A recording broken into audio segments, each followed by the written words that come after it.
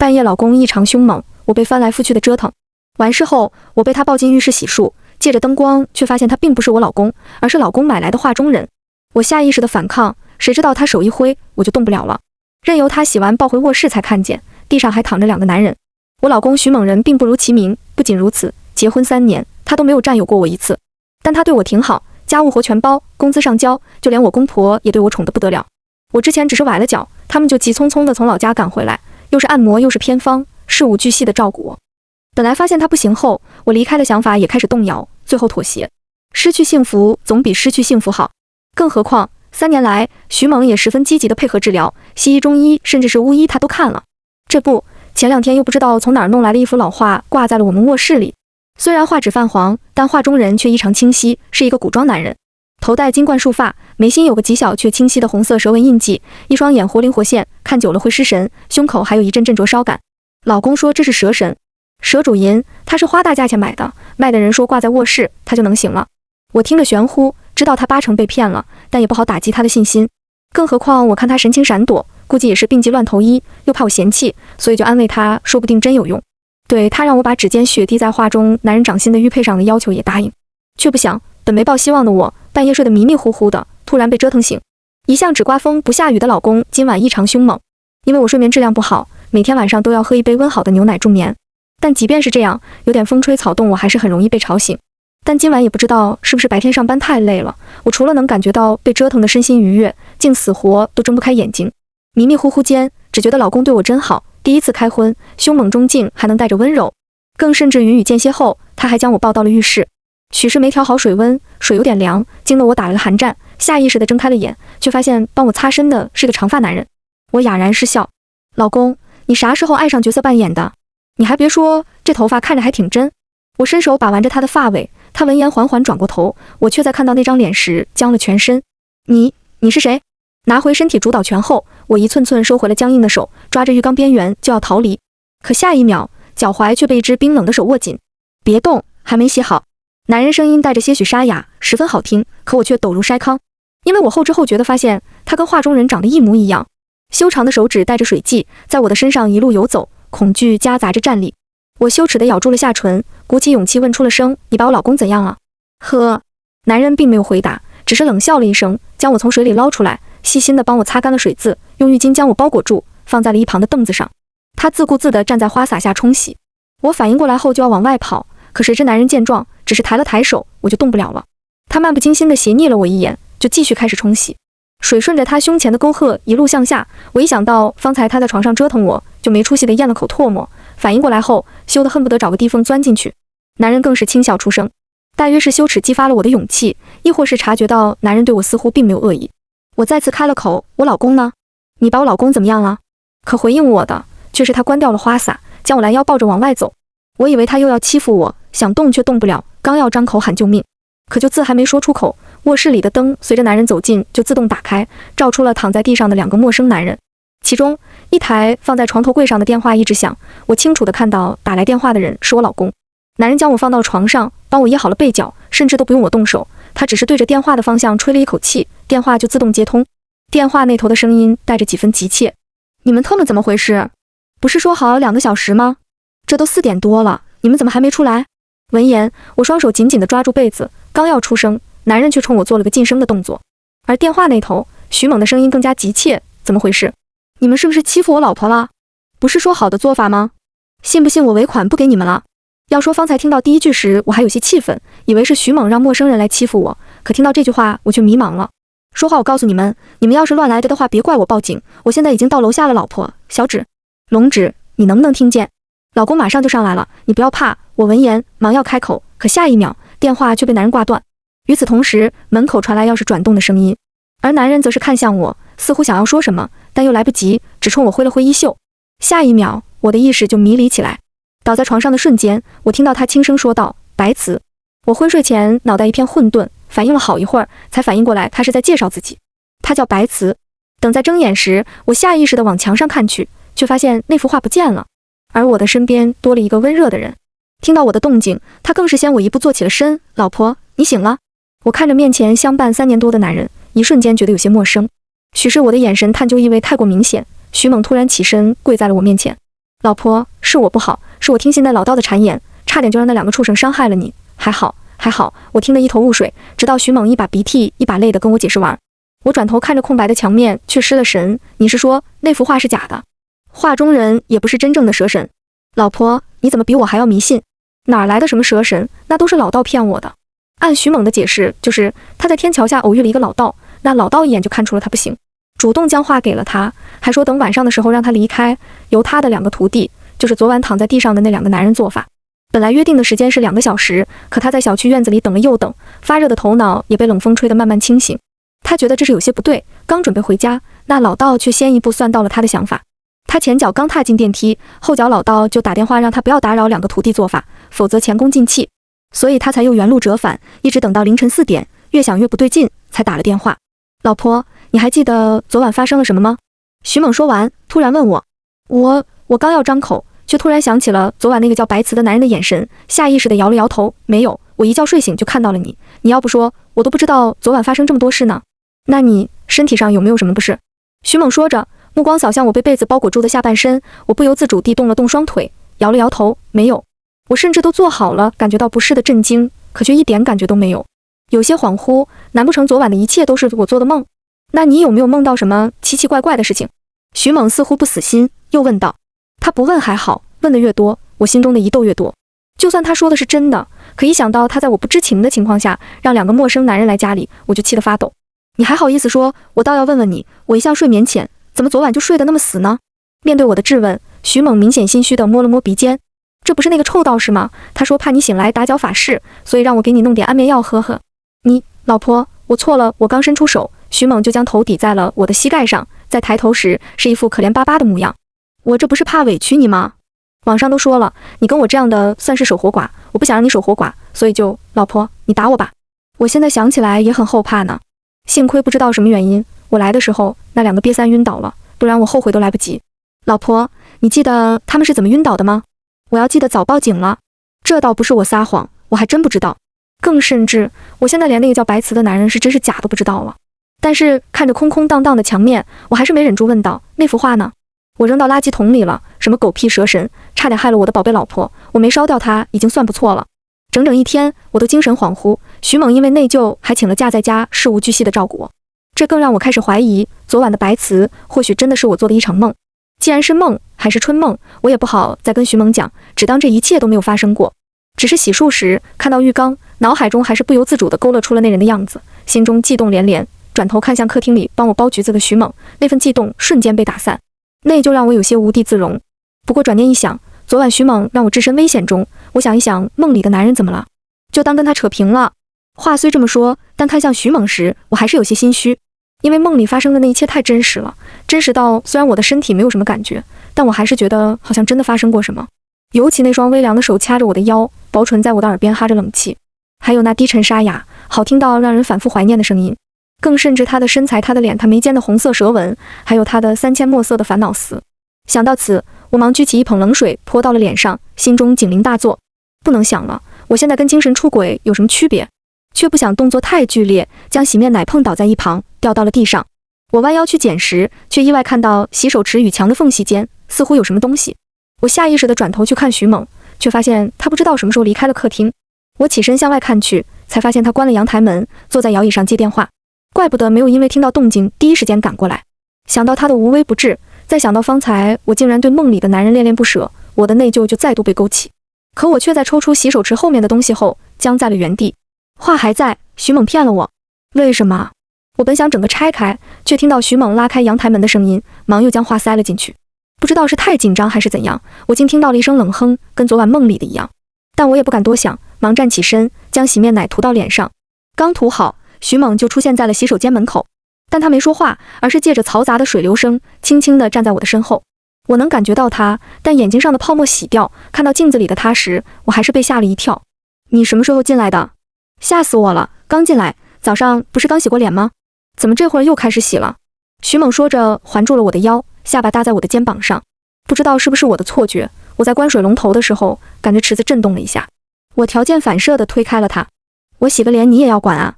昨晚没睡好，总觉得眼睛难受，洗一下不行啊？好老婆，还生气呢？徐猛说着又要抱我，我一个闪身走出了门，坐在了客厅沙发上，脸上装着生气，心里却久久不能平复。到底为什么？好端端的，徐猛为什么要骗我？还有昨晚的事，真的是他说的那样吗？老婆，别生气了，公司有点事，我得回去一趟，晚上回来给你带最爱吃的窑鸡，好不好？徐猛又缠了我好一会儿，见我露出笑脸，这才恋恋不舍地出了门。而我悄悄趴在猫眼上，见他坐的电梯到了1楼，这才急匆匆地回到洗手间，将话从洗手池后面抽出来。几乎展开的瞬间，一个微凉的身躯就贴上了我的后背。在确定白瓷不是梦，真的是画中人之后，我全身都在控制不住的站立。其实这些反应昨晚就应该有的，但昨晚的惊吓一轮接着一轮，我甚至还没来得及恐慌，就被他弄晕。现在青天白日的，他就这么出来了。昨晚那一切不真实到让我一度以为是梦的一幕幕，终于确定是真正发生过的事了，我便控制不住自己了。镜中的我脸色苍白，身后的人虽然依旧是天人之姿，可面色却不如昨晚红润，甚至唇色有些发白。你在怕我？低沉的声音在我耳边响起，没有了昨晚欢好过后的沙哑，越发动听。我恐慌的情绪稍有缓解，可却感觉穿着人字拖的脚面好像被什么触碰了一下。下意识的低头，我就看见了一截黑色的蛇尾盘在我的腿边。我炸毛似的原地跳开，站在洗手间门口，看着白瓷黑袍下一圈圈的一人抱的蛇尾，眼睛瞪得酸涩，用力咽了口唾沫，我才开口问道：“你真的是蛇神？”以前是。白瓷看着我，神色奇怪，就好像认识我好久一样。刚要开口说什么，却突然看向我身后的房门，语气沉重：“徐猛马上就回来了，你把画卷起来放回原处。”说到徐猛，我的不解和恼恨倒是盖过了一些恐慌。你知道徐猛想要做什么吧？此事说来话长，现在没时间了。白瓷话落，突然化作黑烟，下一秒，就在我四处找寻他时，手腕上却一凉，我手上的玉镯刹那间似乎变成了黑色。紧接着，我耳边听到了他的声音：“别慌，我会护着你的。”几乎在我将画卷好放回原处，刚坐到沙发上，甚至气都没喘匀的时候，徐猛就打开了房门。我没有错过他第一眼将目光投向洗手间的举动。我以为你去睡午觉了，心慌睡不着。我习惯性的扶上玉镯，可想到镯子里的白瓷，我的手指微僵，刚要收回来，就感觉指尖一疼，就好像被什么东西咬了一口一样。可去看时，却发现指尖并没有什么伤口，怕自己的行为太突兀，我只好借着喝水掩饰尴尬。不过徐猛却好似并没有在意，直接奔向洗手间，但走到门口时却停了下来。我的手表找不到了，老婆，你有看到吗？没有。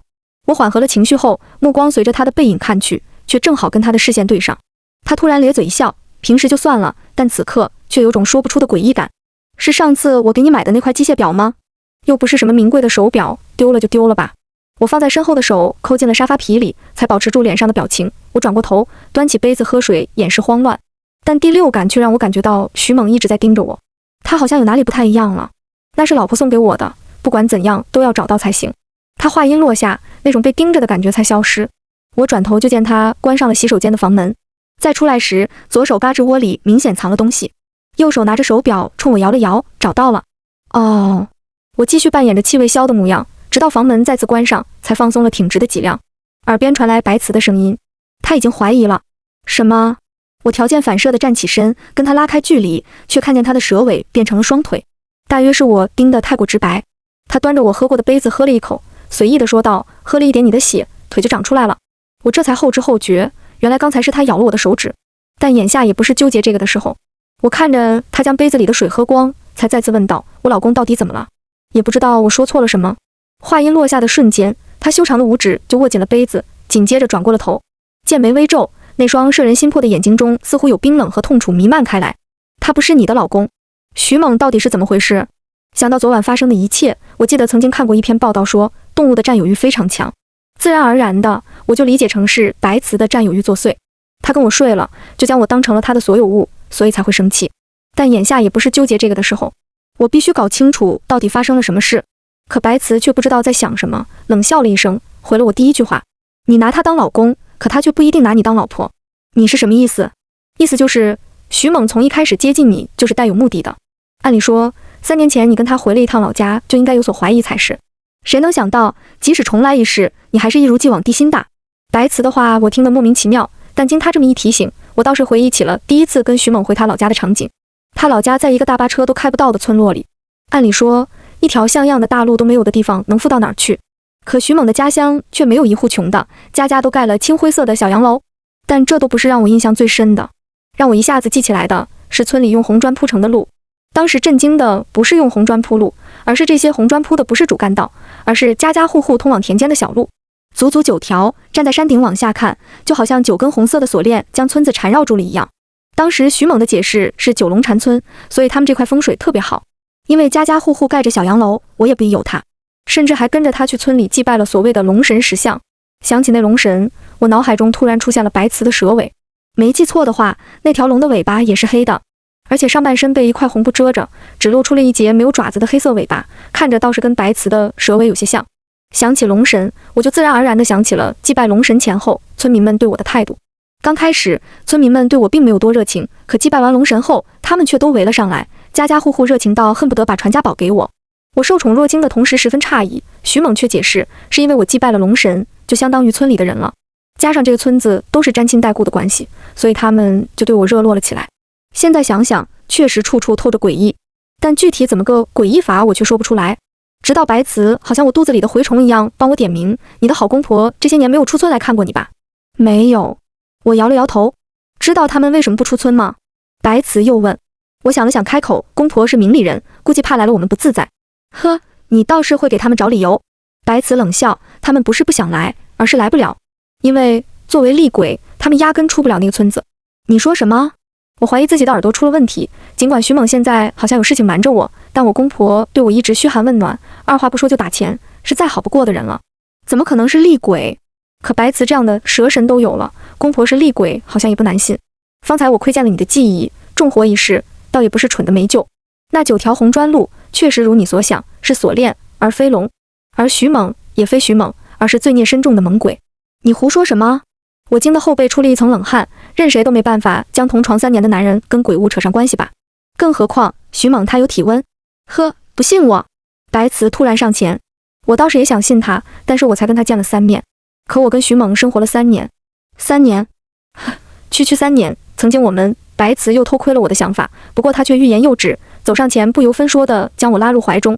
你可知他为何每日都要给你热一杯牛奶？你可知那牛奶里放有他们一族的骨灰？白瓷的唇贴着我的耳朵，微凉的气息窜进我的耳朵里，我倒吸了一口凉气，胃里一阵翻涌。白瓷伸手点了点我的心口，那股想要吐的冲动才被压了下去。就听他继续说道，你可知养魂3年，你如今以一己之身容纳300厉鬼的气息，他只需要找借口将你骗回村里，完成最后的祭祀，他们就可以彻底解封，离开那所魂地。像徐猛那样能幻化出实体的少之又少，多的是钻进活人的身体里取而代之，而你则承载着他们的气息，代替他们瞒天过海，被生生世世困在锁魂村里。还不信？白瓷冷笑，那我便让你看看当了你3年的老公的原型是怎样的，你也做好准备，别被吓着。一双摄人心魄的眼睛看着我，慢慢地放大了我震惊的面容，2片微凉落在了我的眉心。面前的白瓷突然像是被抽走了力气一样，猛地下滑。我条件反射地拴住了他的腰，却不想他顺势环住我，靠在了我的肩上。我给你镀了灵力，等子时一过，你就能看清身边之人是什么模样了。我闻言放开了他的腰，可刚放开，他就往下滑。我的手比脑子快，等反应过来时，已经再度拴紧了。耳边传来轻笑，你看，你的身体比你先认出我了。他说话时，微凉的气息钻进我的衣领，激起一阵涟漪。看不见他的蛇尾，我也不是那么害怕了。看他的样子，灵力似乎对他很重要。刚准备询问该怎么帮他，他就先一步又洞悉了我的想法。他顺势擒住我的唇，用力咬了一下，血腥味蔓延在嘴巴里，他却并未离开，而是贴着我哑声道：“给点血就好了。”下一秒，后脑勺被按住，我连反抗的资本都没有。不知什么味道的清香慢慢地盖住了血腥味，我被迫迎合，本还疼的伤口也慢慢愈合。心里知道自己的这样是不对的，可身体却好像着了魔一样。不知过了多久，我睁开眼，却发现已经夕阳西下，外面的天空开始昏暗。半开的卧室房门里窜进一丝白色的光线，我赤脚下地，拉开门，就看见系着围裙的徐猛刚从厨房里出来。醒了？怎么鞋都不穿？他说着，火急火燎地放下碗筷，将我拦腰抱起放到床上，用湿巾帮我擦拭了脚底，又用自己的衣摆擦干，才给我穿上鞋，如往日一般体贴。我内心陷入了挣扎，久久无法平息。许是因为昨天在牛奶里给我放了药，怕我看到又想起不好的事情。今晚睡前，徐猛并没有像之前日复一日一样给我温牛奶。吃过饭后，他抱着我僵硬的身体，很快就陷入了熟睡。我却是看着床头的夜光表，怎么也睡不着，看着时间一分一秒地走过。终于，指针指向了12点。徐猛也早在1个小时之前因为翻身而放开了对我的束缚，可我却没有勇气转过身，直到一只手搭在了我的肩膀上。老婆，你见到那个蛇妖了吧？徐猛的声音突然在我的耳边响起，我震惊地转头，却见他翻身去按床头灯，灯打开后，他的头一点点地转了过来。我下意识地屏住了呼吸，可看见的却是他跟往日一般无二的容颜，根本不是白瓷说的猛鬼。我不由自主地松了口气，就见徐猛看着我苦涩一笑，那倒是这次还真没骗我。什么意思？还记得我白天接完电话后跟你说去公司吗？其实我骗了你。徐猛下床将房间里的灯打开，突然的光线照得我睁不开眼。等睁开眼时，徐猛却和变戏法似的，从床和床头柜的缝隙间拿出了他本来已经拿出去的蛇神图，在我面前摊开。其实事发后，我并没有找到那老道和团伙，但是却收到了他们的信息。那老道让我别毁画，说画里真有蛇妖，普通人毁画轻则受伤，重则没命，让我等他的消息。后来我被道士叫走，怕你担心，我骗你说是公司叫我。走到楼下时，我又接到了那老道的电话，他说你已经被蛇妖蛊惑了。我本不信，可当回家看到你反应的那一瞬，我就彻底信了。徐猛说着，目光扫向我手腕上的镯子，我下意识用手遮住。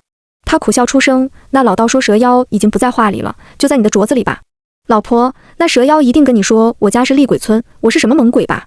徐猛说着凑上前，他一定教了你怎么看出我的真面目，所以你才翻来覆去睡不着，是吗？那你现在确定了吗？他说着突然抓过我的手放在他的脸上，老婆，我知道你现在不知道该信谁，那你摸摸我，我要是鬼的话怎么会是热的？是啊，鬼是人死后的灵魂，凡是看到的电视小说里都说它是没有温度的，可我手下徐猛的肌肤是温热的。老婆，那老道跟我说了，那蛇妖原来确实是蛇神，本体是白的，但是他入了邪道，通体发黑，千年前被他的祖师封在了画里。徐猛话音刚落，我就想到了白瓷那痛黑的蛇尾。只听徐猛继续道，后来生活难以维持，他们意外得知剐蹭一点原画上的涂料重新作画，再加一些术法，就能让构画之人重振雄风，所以我才买了这幅画。但让你滴血后，那老道才急匆匆地联系我说搞错了，他徒弟把原画寄给我了，所以就有了那徒弟俩来收画之事。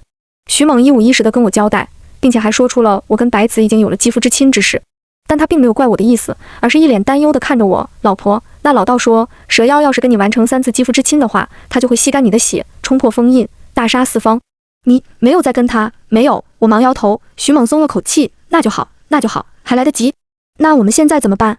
一边是同床共枕3年有温度的人，一边是长相俊美却肌肤冰冷还拖着长长蛇尾的妖，我心中的天平自然更倾斜于同类。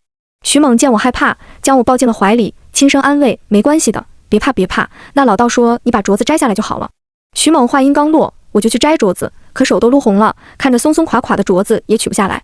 我因为害怕，情急之下猛地将手腕磕向床头柜，可手腕好像被捏住了一样，并没有传来疼痛和镯子敲击桌面的声音，反倒是耳边传来一声闷哼。徐猛也反应过来，将我禁锢在怀中，老婆，你先别慌，我给那老道打电话问一下。电话被接通的刹那，我们还没说话，那老道就突然高声道，不好，你跟那蛇妖不仅又有了肌肤之亲，还给他喂血了吧？我闻言脸色发紧，好在徐猛并没有在意，只是催促老道说个解决办法。现在那蛇妖已经成了气候，假以时日，就是没有第3次肌肤之亲，他也能冲破封印。而今唯一的办法就是赶紧回锁龙村，只有村子里面的龙气才能压住他。我在村里等你们，你们动作快点。老道话音刚落，徐猛就开始起床穿衣服，帮我收拾行李。我如遭雷击，锁龙村就是徐猛的家。白瓷说过，3年养魂已成，徐猛迟早会找借口将我带回锁龙村，完成祭祀，助他们冲破封印。我现在到底应该相信谁？那我先去洗漱一下。我失魂般走进洗手间，看着镜子里自己惨白的脸，伸手掬了一盆冷水打在脸上，思维慢慢清晰。徐猛和白瓷，总有一个说的是真的。可不管谁善谁恶，为什么这个人是我？是随机被选择的，还是早就挑好的？万一我回去后真被困住，我爸妈怎么办？他们只有我一个女儿。就在我六神无主之时，身后却慢慢显现出了白瓷的身影。我下意识地躲避，他也不恼，只是苦笑一声，回去吧，你就是这性子，若非亲眼看到，说什么你都不会信的。放心，我会保护你的。他话音刚落，就又化作黑烟飘进了镯子里。我想问为什么是我，可话还没说出口，徐猛就推开了洗手间的门。老婆，东西都收拾好了，暖宝宝热水壶我都给你带上了，还有眼罩，你上车了再睡会儿。许是我的脸色难看，他内疚地垂下了头，都怪我，一心想着一阵雄风，却不想把你卷进这无妄之灾中。走吧。我叹了口气，走出了门。我不知道白瓷为何那么了解我，但如他所说，我确实是在没有亲眼见到前不会信的。有些事情我也想要弄清，也不是我头铁非要去送死，而是眼下的情况，即便我不去，左有白瓷，右有徐猛，怕是我的后半生也太平不了，说不定还会累及我的家人。还不如搏一搏。好在还不算太坏，白瓷和徐猛是对立面，至少他们有一方是不会害我的，这就够了。车子行驶了1天2夜，终于在第2天黎明前，我们停在了山丘上，俯瞰盆地里的索隆村。那一条条红砖路就好像活过来了一样，随着车下坡时的颠簸不断的晃荡，真的很像锁链。车子到村口时，远远望去，就像上次我离开时一样，整个村子的人都在村口等我们。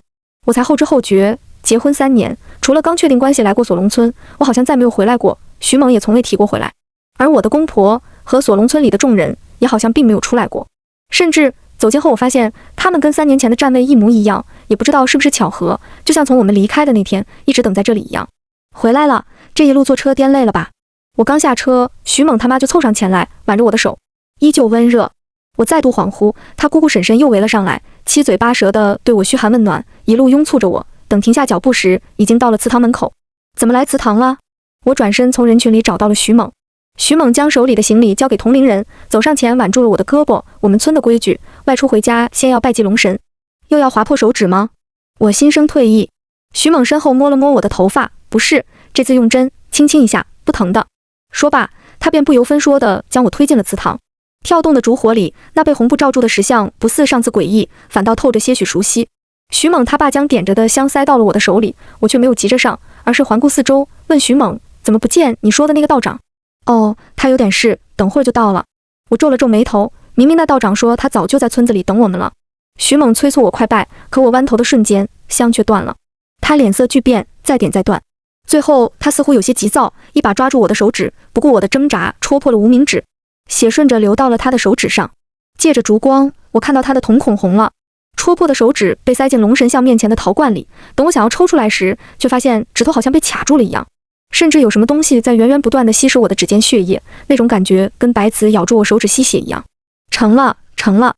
身后传来欢呼声，我错愕地转头，双腿一软就要摔倒，腰间却多了一只手。我机械般转过头，就看到原本还好端端的徐猛此刻脸皮一层层脱落，原本清秀的面容被青灰色的死人脸代替，4颗血红色的獠牙交错长了出来，瞳孔逐渐占据了眼白，变成了通红。白瓷没有骗我，徐猛真的是猛鬼，还有他身后的父老乡亲，包括他的父母，都是青面獠牙的厉鬼。1000年了，我们终于能彻底摆脱束缚了。一瞬间，祠堂里的鬼哭声震得我耳朵生疼。徐猛更是身体没动，脖子直接拉长，凑到了我的眼前，青灰色鼓起的额头顶着我的头，一张嘴，臭气差点没把我熏走。乖老婆，我疼你爱你3年，你也该有所回报了。不也不能说是回报，这本来就是你应该做的。1000年前要不是你，我们早就顺利做人，而不是被封在这里受罪。1000年了，你知道这1000年我们是怎么过来的？白瓷呢？白瓷他，我咬紧了下唇，才止住了颤抖，发出了声音。徐猛红色的瞳孔转了转，长长的指甲顶着自己的额头，一脸疑问。白瓷，就是那个蛇妖吧？也是个痴情的家伙。1000年前本来封印我们的是你，可他却耗尽1000年修为，由神转妖，硬是扭转局面，替你守在了这里。现在又是差一点就被他坏了事。徐猛说的话云里雾里，我还没彻底听懂，他就猛地掀开了红布。当看到红布下被遮住的龙神脸时，我僵在了原地。红布被掀开的瞬间，祠堂里的鬼物们痛苦嚎叫，就连徐猛的表情也有些痛苦。他有些艰难地说道：不认识自己了吗？龙神大人，哦对，你也不用认识，转世投胎的你可不如从前威风。1000年了，为了让你代替我们守在这里，我对你无微不至3年，也是时候轮到你回报了。这3年啊，可憋死我了，明明软玉在怀，却碰不得，甚至亲不得，只能抱一下。徐猛双手环抱着自己，一脸的回味变成了懊恼。好在都熬出来了，等封印解除，老子一定要重振雄风，一次找10个女人。哦对了，作为回报，我再告诉你一件事吧。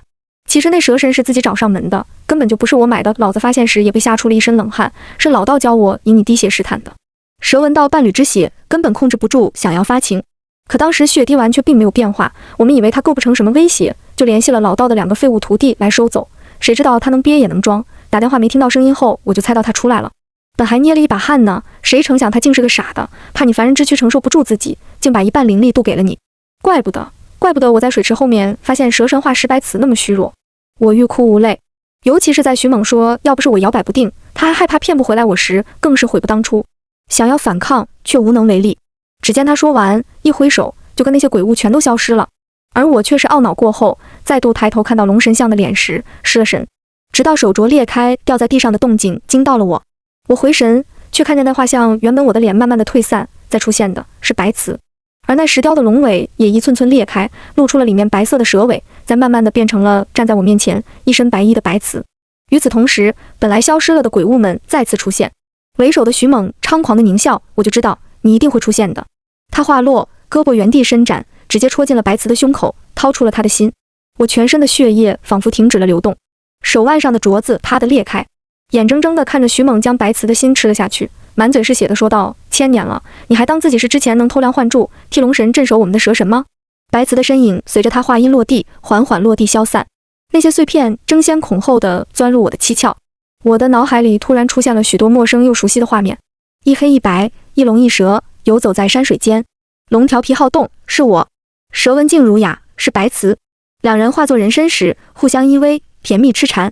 接着画面又是一转，我因为勾引神君，被罚收服厉鬼，镇压在这山间，直到消磨厉鬼的戾气，与他们同归于尽。我被困在这一方天地，灵气也因为镇压厉鬼而不断的消散，意识逐渐混沌时，是白瓷散尽半身修为，助我脱困，送我去投胎，披着我的外壳，替我镇守这里，一守就是千年。如今他因为散尽半数修为，又不断的用灵力镇守这些厉鬼，早就不堪一击，却又算到我有危险，将计就计，深入虎穴，只为再救我一次。可我却因为没有记忆，没办法坚定地站在他的这边，辜负了他对我的痴情，全身疼得仿佛要炸开一般。我抑制不住的仰天长吼，本被禁锢住的指头突然就抽了出来。接着我听到了耳边的惊呼声，不好，他竟是带着修为转世投胎的，何止他身上还有蛇神的修为，怪不得那蛇妖的镇守越来越微弱，原来是他不止没有吸走他的修为，还将自己的给他渡了一些。说话的声音我很熟悉，我回头冷冷地看过去，虽然不认识他，但是他身边一高一矮的两道身影我却认出来了，就是那天晚上躺在卧室里的那两个，果然都是一伙的，胸口似乎有什么要炸开。我疼得蜷缩起来，可只是一瞬，四肢百骸就被力量充满。我手一伸，离我最近的徐猛已经被我掐着脖子提了起来。龙神，你敢杀我们，你不怕天道降下惩罚吗？怕。千年了，要不是白瓷修为散了一半，你们早就被销毁了，我不过是履行我的职责罢了。话落，我的手逐渐收紧。有人想跑，我只是挥了挥手，祠堂就被尖锐的光芒笼罩，凡是靠近者都被刺得魂魄支离破碎。而徐猛也终于怕了，开始口不择言。老婆，我是徐猛啊，我尽心宠爱你3年，他不说还好，说完我火气蹭蹭涨，若不是他趁白瓷灵力虚弱，私自出逃来找我，白瓷也不会因为要来救我而死了。手瞬间收紧，徐猛的声音戛然而止，身体被我捏爆，罪恶的被弄死，其他鬼物不过就是抬手间而已。只是那前世作恶多端的邪道，却因为用同伴的身影做掩护，一直活到了最后。见挡无可挡，他扑通一声跪倒在地。龙神大人饶命，我有办法可以救活蛇神大人，只要你放了我，我当然不会放了他。要不是他的筹谋，白瓷不会为了将计就计，强行分出一缕神魂注入画中，而被徐猛轻而易举的掏心，他必死无疑。至于白瓷，我在摇摇欲坠的祠堂中捡起了碎成几段的玉镯，贴在了心口。他能救我，我也能救他。要不是方才我醒悟的早，他藏在手镯里仅剩的那一缕神魂也会因为救我而消散。这就是你说的保护我吗？啥？我笑着摸了摸手心里手镯化成的小白蛇，扯什么入魔？他只不过是之前在替我受过，所以才身披我的颜色，成了黑蛇。他本来是高高在上、平易近人、温柔儒雅的白蛇神君，而我只不过是万年前他随手所救的一条黑蛇罢了。因为他，我才能化形成龙；因为是他，我才敢没皮没脸的纠缠，最后将他吃干抹净。我说过会对他负责的，自然就要负责到底。说起原因，也幸亏那倒是点醒了我。我在这方天地收回了白瓷散落的灵力，走上山顶的瞬间，本就凡人不可见的村落彻底消失殆尽，成了郁郁葱葱的山林。至于徐猛，他本就是幻化出的实体，一消散，所有凡人关于他的记忆也会随之消失。这3年，要不是我手中金丝楠木盒子里的小白蛇，我还真以为做了一场梦。戳破手指，捏着他不断扭动的小脑袋，将血滴进他的嘴巴里。好在功夫不负有心人，用血养之，不过月余，白瓷就化了形，而我也只是虚弱了一点而已。看着记忆中的一身白衣，温文尔雅的模样，我鼻尖酸涩，冲进他的怀里，手嘴并用的帮他宽衣解带。别什么别，快点，不把你注入给我的灵力还给你，天道降下惩罚来，难不成要我一个人担吗？白瓷闻言哑然失笑，挥手间，身上的衣衫全消失了个干净，精壮的腰身还是让我爱不释手。他任由我胡作非为，完事后才戳穿我的谎言。要不是我灵力不足，那些厉鬼早该消散的，天道不会降下惩罚。不仅如此，你亡羊补牢，阻止了厉鬼突破封印去作乱，怕是我偷梁换柱之事，说不定也不会追究。更何况你我都算死过一次了，也符合天道所说的镇压厉鬼道一同消亡。现在又结识妖，天道不会再插手2只妖的事了。我看啊，你就是缠我身子，瞎说什么大实话！再来一次！痴缠到天昏地暗，一日日上3竿，我悠悠转醒，就看见白瓷变出了一头干净利落的短发，修长的手指系着衬衣口子，边系边招呼我道：“快起来，带我去见见你人间的父母。”我看着他还没来得及遮住的胸口，咽了咽口水，要不改日吧。